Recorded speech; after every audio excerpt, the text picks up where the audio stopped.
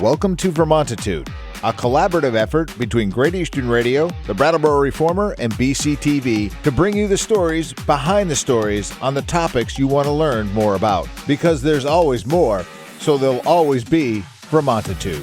Hosted by me, Peter Fish Case.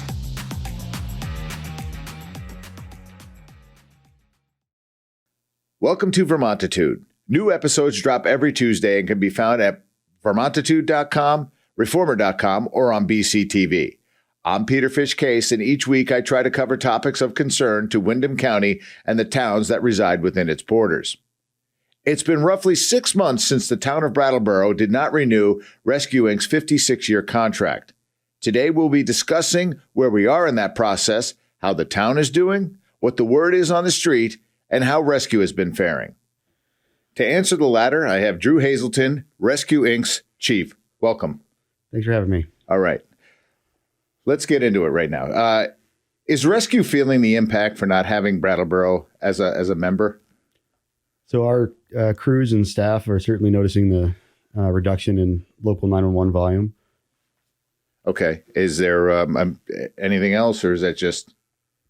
So yeah, we haven't changed any of our staffing models or the number of trucks we have on the road. So it's certainly quieter than it used to be. Okay. Has this allowed Rescue to better serve other communities? So we haven't changed our response to our other communities. Prior to Brattleboro's decision, Rescue covered all of the calls in all of our other towns, and we continue to serve at the same level with 100% of our calls being covered by our crews. Okay. All right, let's talk numbers. It's been reported, at least as far as I can find and from memory, that Rescue's relied on 40% of its annual revenue and 60% of its call log. I think it's important to mention that nearly half of those were no pays, and again, you can correct me on that if that's incorrect. Are the numbers of no pays about the same as they have been with other communities, and what are you doing to fill those gaps, if any? So the numbers reported were not reported by us, but Brattleboro pays the same per capita share, or did pay the same per capita share as all of our other 15 communities. And because of the population being larger, Brattleboro is about 30% of the population that we serve. They did contribute about 30% of our annual subsidy rates. As far as the no pays, we've definitely noticed a reduction in the number of no pays since the change in July. So overall, our no pay volume is down as a percentage of what we're doing every day. Okay. So when we get into the to the no pay, is it safe to say that to further explain that, I guess I should say, is like literally it is what it is. You show up, you provide a service, and then you just don't get reimbursed for it. How do you fill those gaps? So that's always challenging. So EMS is the true universal healthcare. People call 911, they receive service 24 hours a day, 7 days a week. And we do that with a lot of patients that don't have access to primary care, don't have access to insurance. So the way that we have always filled in that gap was with our annual assessment that we charge to our towns. So about $25 to $30, depending on which area of our coverage area per capita, was paid directly to Rescue by the municipalities, and that helped cover and offset those losses. What is the one thing through this whole breakdown, because it's been roughly 6 months, what is the one thing that could have been done differently that could have avoided all of this? That's simple. It's communication. And we found out about the town's decision when I received a request for comment from the media. So there was never a reach out to our board of directors, the board member that represented Brattleboro. So at no point did Brattleboro ever communicate their intentions with us. Is there a path that you can see for Rescue serving the town of Brattleboro again? So if the town would like to have that discussion with our board of directors, they're certainly, welcome to reach out to our board president and have that conversation. We do continue to serve many of the citizens of Brattleboro through other programs that we're currently involved in. We're still active in COVID response, public health. We're responsible for moving those patients to higher levels of care. We take care of them at end of life care. So we're still serving Brattleboro citizens now. Certainly our staff has always enjoyed and felt responsible for serving the citizens of Brattleboro, and we'll wait and see what the leaders of the town decide to do. Drew Hazelton, thank you for jumping on Vermontitude today. Appreciate having you. Appreciate your candor and coming down and talking with us today. Thank you. Chief Howard, welcome to Vermontitude. Thank you. All right. Let's get into it. When the ties between rescue and the town were broken, there was a lot of scrambling to get EMS service contract in place. Golden Cross was chosen. How's it been going? You are correct. It was a busy 3 months when we had that time to get all our ducks in a row to make sure we had EMS coverage come July 1st. We went with Golden Cross, and since then it's been going very well. Like any transition with a new agency, there's bumps in the road, and both agencies expected that. We worked through them and feel that we're providing a solid service to the citizens of Brattleboro. Well, with that in mind, then, the assessment, I believe, is currently underway that will either show whether the town can or cannot provide EMS service. When is that expected to wrap up? And is there any early insight of anything that has shown to you that you can share with us now? Right now, it looks like we're tentatively planning to have AP Triton back at the December 20th Select Board meeting to present their final report. I haven't had a lot of insight on it, other than I know the 4 things that they're going to, options that they're going to give us. One is to go back to Rescue Inc. The other is to put it out to bid for other agencies that could put in a bid for it. The third is to continue with the hybrid situation that we have right now. And the fourth is for Brattleboro Fire to take over the EMS altogether. With that last thought in mind, it's been floated out there, of course, that Brattleboro purchased 3 ambulances, if I've got that correct, and run out of Central Station. I guess my question is monetary, even though we're talking about healthcare, and that should never come into play. But is there going to be a significant tax impact to the citizens of Brattleboro? The study will tell us that, but my gut is with the revenue that we'll generate from doing EMS and taking the subsidy that we either pay Rescue, Golden Cross, or whatever agency that we pay, and add that to the revenue. My hope is that we're fairly close to, breaking even. Lost my train of thought. Oh, that's fine. So with breaking even, I guess, is always a good thing. But I guess that is something that the study and Trident will show us. You're correct.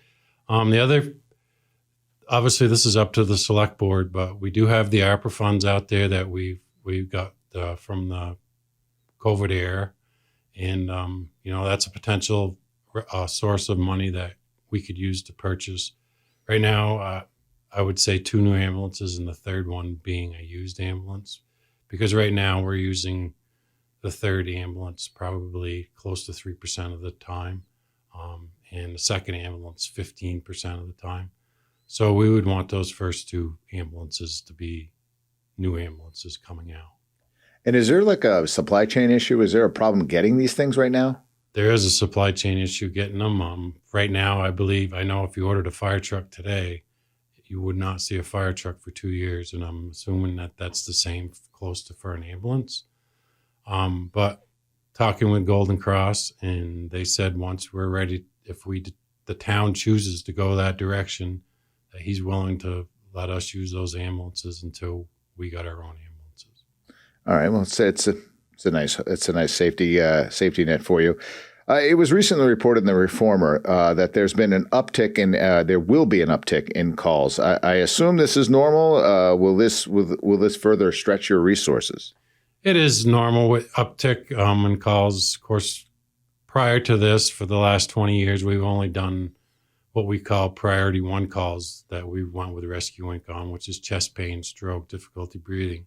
So we're picking up those other calls, people fall, broken arms and broken legs. So the uptick is some, but calls have even gone up a little more recently in the last 2 to 3 months. Not sure really why. Talking with the ER at BMH, they typically see 30 patients a day, and lately they've been seeing upwards to 60 patients a day. So not sure if it's people coming back out after the pandemic or what it is, but there's certainly lately there's been an uptick in calls. So would those numbers compare to prior to the pandemic? Yes. Yeah. All right. So then probably your guess is right. Probably everybody's back outside and bumping into trees. Right. Okay. Final question for you. Is there a path back to rescue to serve this community again? I most certainly would say that there's always a path back to rescue, but I see very interested in seeing what this study comes out and suggests what's the best for the citizens of Brattleboro. And if that choice is to go back to Rescue Inc., then I assume the board would support that. But I'm very interested in seeing what the study says and what direction they recommend us going into. Chief Howard, thanks for jumping on Vermontitude. Thank you for having us. So far, we've spoken with Chief Hazelton and Chief Howard about the rescuing thing. Now I think it's important to get a view from the street, a guy who has reported on this, Bob Audette from the Brattleboro Reformer.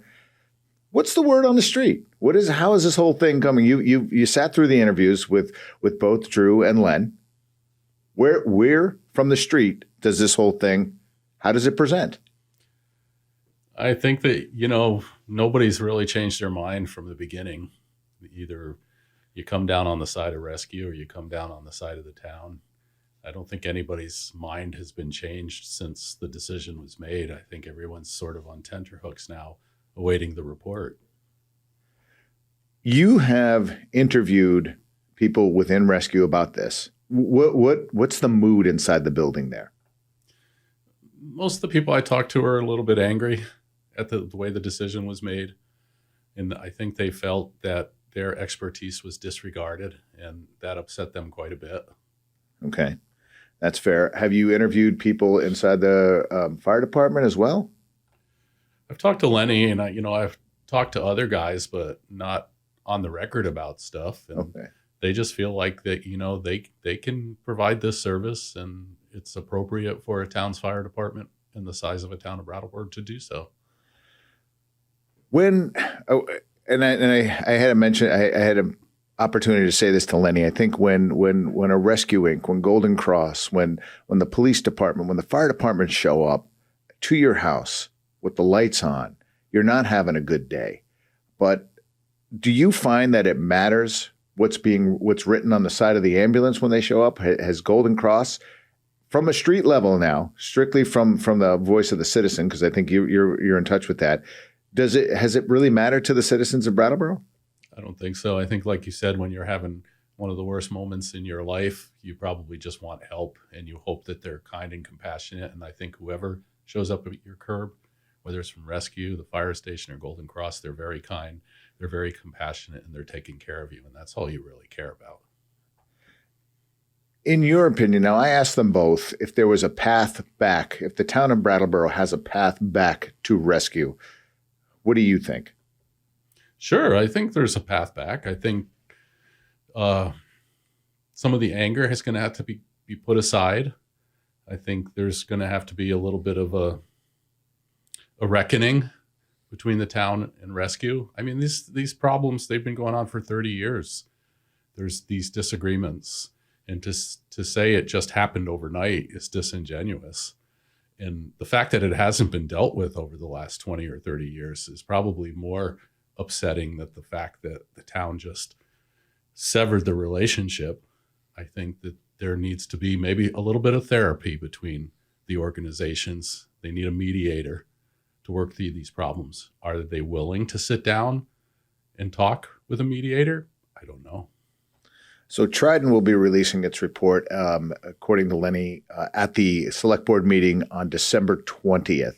What do you suppose might be inside that? I mean, Lenny couldn't give us a whole bunch. He doesn't know. But what on the street level, what do you think? I don't really know if the town can provide the same level of service for the same amount of money that rescue asks the town for.